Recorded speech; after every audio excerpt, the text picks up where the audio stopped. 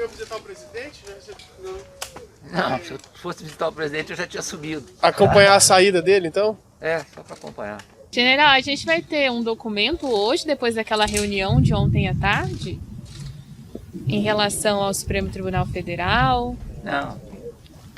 Como O que foi? tiver que ser decidido vai ser publicado. Já tem aí um pedido de habeas corpus, já tem uma nota do ministro da Justiça, é aquilo ali. E sobre a nota que o senhor publicou naquele dia a respeito da decisão do ministro Celso de Mello, o senhor mantém as palavras que o senhor colocou naquele dia, general, mesmo depois da revisão da decisão do ministro Celso de Mello? Não tem o que alterar. Qual foi a decisão? Não, o ministro disse e explicou que, na verdade, ele estava adotando um procedimento regimental, um procedimento Eu normal. não comentei nada sobre... Eu não disse nomes. Eu não citei o nome do ministro Celso de Mello, não citei o nome do procurador-geral. Fiz uma nota absolutamente genérica, que houve uma distorção. Aí vem a dificuldade de caracterizar o que é fake news. Tá? Teve gente que botou o nome na matéria, botou o nome do ministro Celso de Mello, como se eu tivesse dirigido a nota a ele. Não dirigi nota a ninguém, foi uma nota do GSI, não dirigi nota a ninguém. Uma nota completamente neutra, colocando o problema em si, sem citar nomes, não sei quem vai verificar, quem vai tomar a decisão. Só coloquei o problema, não falei em Forças Armadas, não falei em intervenção militar. Teve gente que disse que aquilo ali era um preâmbulo de uma intervenção militar, que agora virou moda. Isso é uma coisa absurda, ninguém está pensando nisso, ninguém conversa sobre isso, ninguém pensa nisso. Vocês estão fomentando tanto isso, a imprensa está fomentando tanto isso, que vai vir uma geração aí de jovens com isso na cabeça. Que bacana fazer intervenção militar. Ninguém está pensando nisso, ninguém está prevendo isso, ninguém está prevendo golpe, nada disso. Nada disso. O que está dito ali é que aquela atitude, independente de quem vai assinar, quem vai tomar, quem vai determinar, ela não se justifica que a maior autoridade do país tenha o seu telefone celular apreendido a troco de coisas que não têm o menor sintoma de crime. Então vai apreender o celular do presidente da República. Então isso aí não faz sentido, só isso que eu disse. Isso é uma agressão à normalidade institucional. Mas o senhor acha que é um problema essa geração vir pensando sobre isso, essa história, como o senhor disse, de intervenção militar, já que a gente vê reiteradamente algumas manifestações, algumas delas até com a participação e o apoio do presidente? Manifestações isoladas.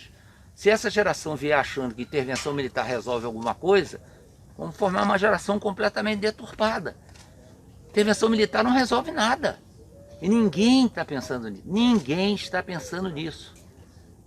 Não houve esse pensamento nem da parte do presidente, nem da parte de nenhum dos ministros. Então, isso só tem na cabeça da imprensa. A imprensa está contaminada com isso, não sei porquê. Não sei quando contaminaram vocês com isso. A gente não é só na imprensa, porque a gente vê nas manifestações nas ruas. O senhor está considerando isolado. Manifestações são absolutamente irresponsáveis. Então, mas está lá. O que eu quero dizer é que Podem não é a falar imprensa. o que quiser, podem prever um regime soviético no Brasil. Tá? Então não tem nada a ver. A manifestação é livre, espontânea, permitida. Outra coisa são vocês que são institucionais, vocês são a instituição imprensa nacional. Então vocês têm uma responsabilidade enorme. Por isso que é muito difícil caracterizar fake news. Tá? Tem um monte de fake news publicadas diariamente em vários jornais e não acontece nada. Que causam prejuízo ao país, causam prejuízo à condução do país. E tá lá e fica, e é fake news. Vai processar tudo que é jornalista que publicar fake news? Poxa, vai ser difícil. A ministra Carmen Lúcia, na abertura da segunda turma, na terça-feira, e ontem mesmo o ministro Fux, na abertura da sessão do plenário do Supremo, ambos fizeram pronunciamentos numa interpretação como mais ou menos nós fizemos aqui. No sentido de que as palavras têm, de alguma maneira, agredido as instituições e colocando em xeque o regime democrático de direito. Foram manifestações do Supremo, não foram manifestações da imprensa. De alguma maneira, eles também interpretaram as suas palavras e as palavras que têm sido emanadas do Poder Executivo como sendo palavras de agressão ao Estado Democrático de Direito.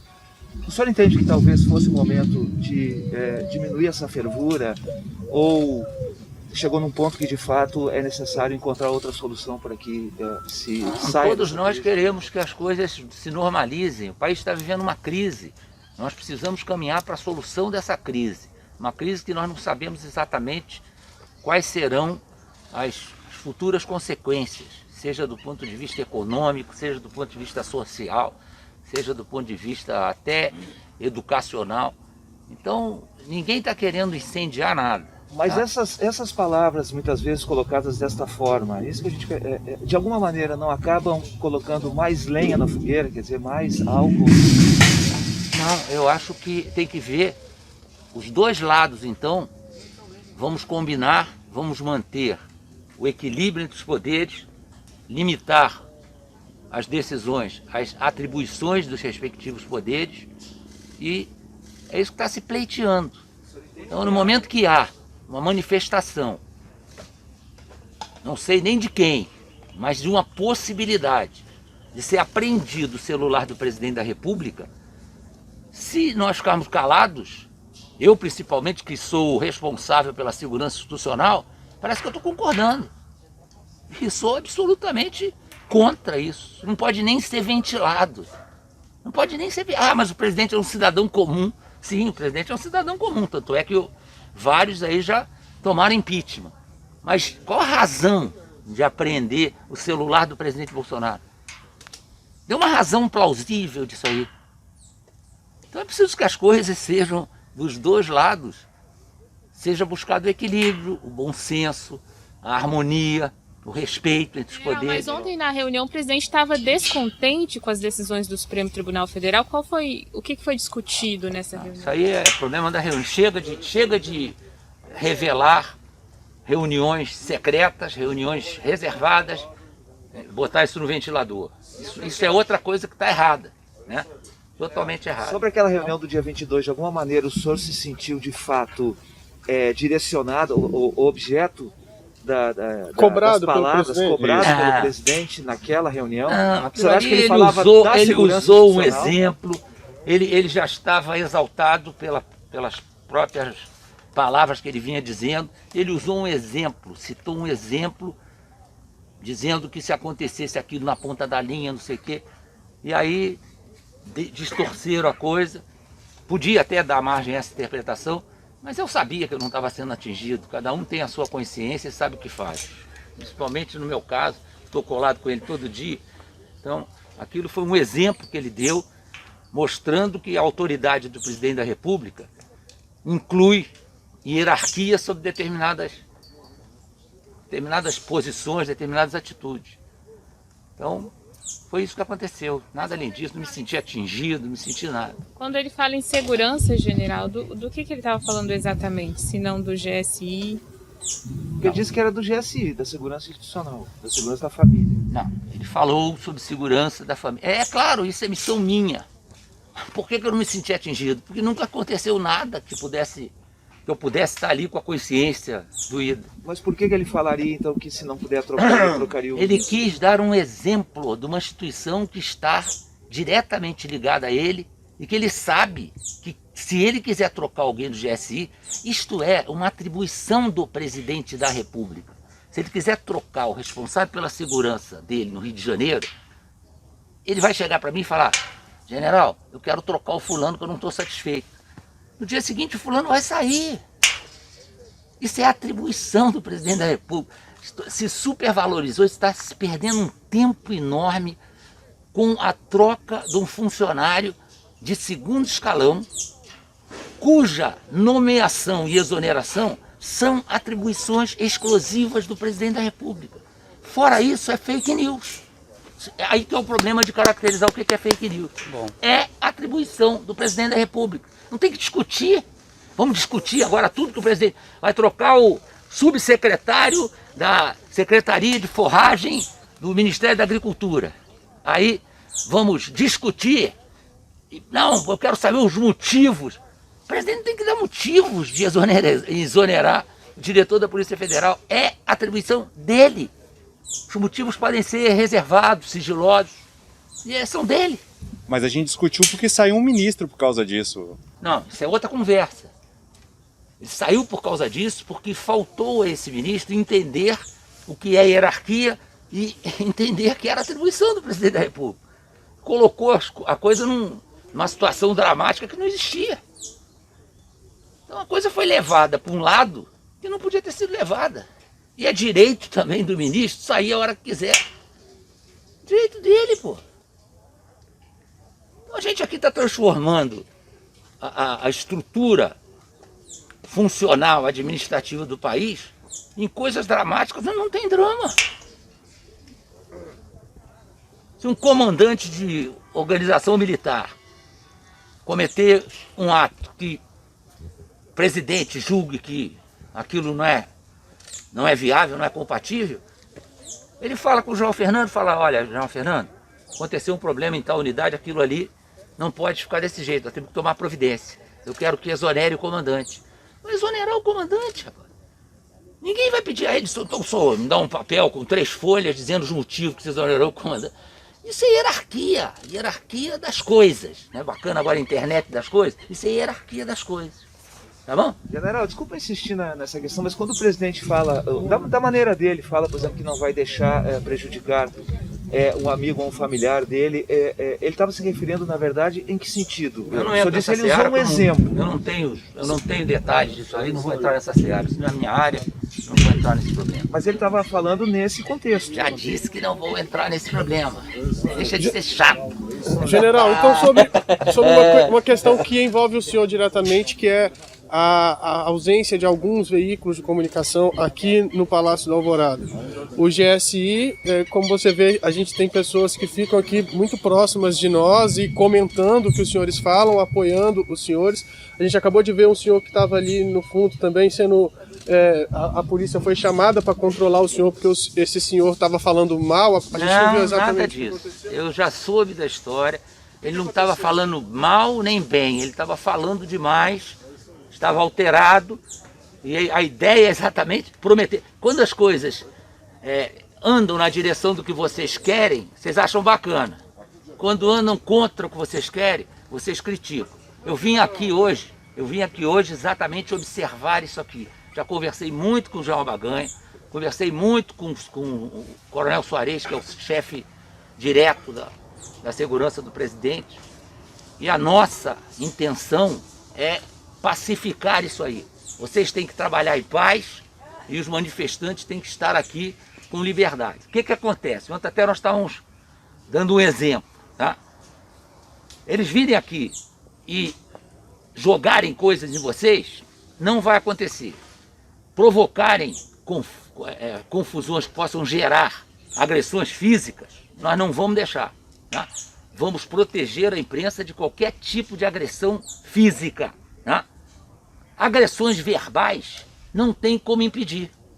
Vocês vão a um jogo de futebol, a torcida do Flamengo xinga a torcida do Fluminense, chama o juiz de filho de tudo, tá?